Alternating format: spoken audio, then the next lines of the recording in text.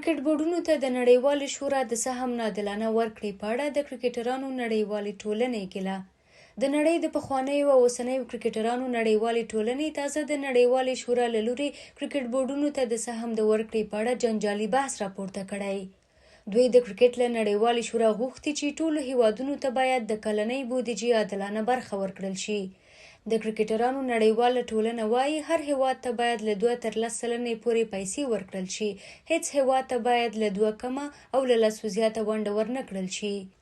په همدې حال کې هند یوازینی هیواد دی چې له 10 سلنې زیاته 8.5 سلنه برخه اخلي.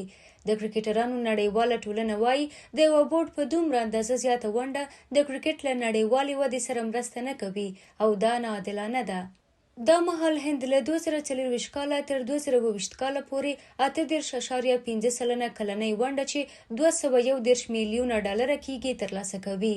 ورپسې انګلند تر ټولو ډیره 4.9 سلنه ونډه چې 140.3 میلیونه ډالر کېږي ترلاسه کوي او بیا په دریم نمبر استرالیا ده چې 4.15 سلنه چې 10.53 میلیونه ډالر کېږي ترلاسه کوي.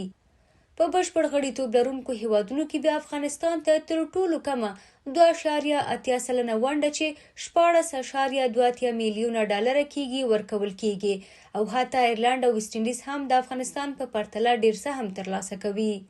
افغانستان ته د کمې بودیجې د ورکړې لامل ښایي دا وي چې تر اوسه په کور دننه معیاري لوبخالي، امکانات او حتی د ښځو لوبډله نه لري.